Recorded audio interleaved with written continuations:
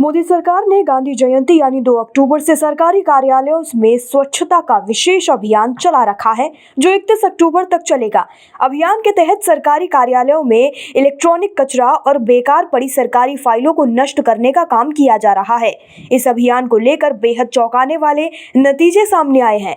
अभियान का संचालन कर रहे कार्मिक मंत्रालय के राज्य मंत्री जितेंद्र सिंह के मुताबिक केंद्र सरकार के अलग अलग मंत्रालयों में कचरे के निष्पादन से सरकार को अब तक लगभग 250 करोड़ रुपए की आमदनी हो चुकी है। अभियान 31 अक्टूबर तक जारी रहेगा, इसलिए ये आंकड़ा अभी और बढ़ने की उम्मीद है। पिछले साल चले इसी तरह के अभियान में सरकार ने कचरा बेचकर लगभग 60 करोड़ रुपए कमाए थे। प्रयागराज में पिछले दिनों नकली ब्लड प्लेटलेट्स बेचने का मामला सामने आया था, जिसमें मौसम्बी का जूस चढ़ाने से एक मरीज की मौत हो गई थी।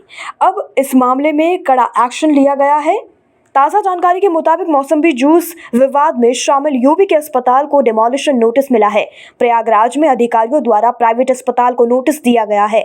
जानकारी के हिसाब से बिना अनुमति के निर्मित अस्पताल भवन शुक्रवार तक खाली करने को कहा गया है। मृत डेंगू रोगियों के रिश्तेदारों ने आरोप लगाया है कि मौसम्बी जूस प्लेटलेट्स के बजाय ट्रांसफ्यूज किया गया है। डेंगू मरीज की मौत के एक दिन बाद प्रयागराज पुलिस ने फर्जी प्लेटलेट्स गैंग चलाने वाले 10 लोगों को गिरफ्तार किया था। गिरफ्तार किए गए आरोपी ब्लड प्लाज्मा को प्लेटलेट्स के रूप में बेच रहे थे। रूस और यूक्रेन के बीच 24 फरवरी से जंग चल रही है। हालात बद से बदतर होते जा रहे हैं। इस बीच भारत सरकार ने यूक्रेन में फंसे नागरिकों को तुरंत देश छोड़ने की सलाह दी है।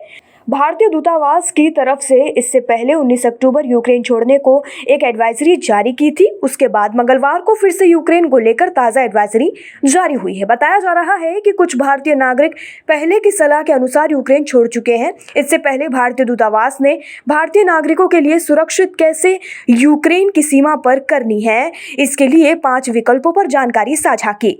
जैसा कि पूरे यूक्रेन में युद्ध अब तेज हो गया है, इसलिए कीव में भारतीय दूतावास से सलाह जारी की थी और कहा था कि जो भी लोग वर्तमान में यूक्रेन में हैं, वे जल्द से जल्द वहां से निकल जाएं। भारतीय मूल के 42 साल के ऋषि सुनक ब्रिटेन के प्रधानमंत्री बन गए हैं। सुनक के प्रधानमंत्री बनते ही भारत में भी लोग जश्न मनाने की बात करने लगे हैं। ट्विटर पर ऋषि सुनक को लेकर धड़ाधड़ ट्वीट हो रहे हैं। भारतीय राजनेताओं ने भी ऋषि सुनक को बधाई दी है। हालांकि इस बीच ट्विटर पर मुस्लिम पीएम भी ट्रेंड करने लगा और लोगों ने कांग्रेस सांसद शशि थरूर को खूब ट्रोल किया। भारत में मुस्लिम पीएम क्यों ट्रेंड हुआ और शशि थरूर को ट्रोल्स का सामना क्यों करना पड़ रहा है? दरअसल ब्रिटिश संग्रहालय के अध्यक्ष जॉर्ज ओसबॉर्न ने ऋषि सुनक के पीएम बनने को लेकर एक ट्वीट किया। उन्होंने कहा, दिन के अंत तक ऋषि सुनक प्रधानमंत्री होंगे। कुछ सोचते हैं मेरी तरह, वह हमारी समस्याओं का समाधान है। दूसरों को लगता है कि वह समस्या का हिस्सा है, लेकिन आपकी राजनीति जो भी हो, आइए हम सभी पहले ब्रिटिश एशियाई के पीएम बनने का जश्न मनाएं और अपने देश पर गर्व करें जहां ऐसा हो सकता है। राजस्थान की गहलोत सरकार ने बेटियों को बड़ा तोहफा दिया है। दरअसल प्रदेश में इंदिरा शक्ति फीस पूर्ण भरण योजना शुरू हो गई है।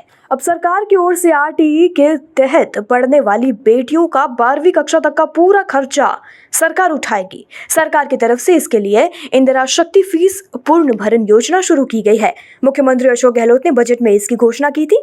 बजट में घोषणा के साथ ही शिक्षा विभाग की ओर से इस पर कार्य करना शुरू कर दिया गया था। अब इसकी सौगात दी गई है।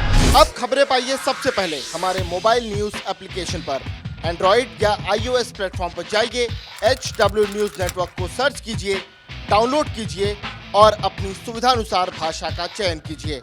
खबरों की भीड़ में अपने काम की खबर पाते रहिए।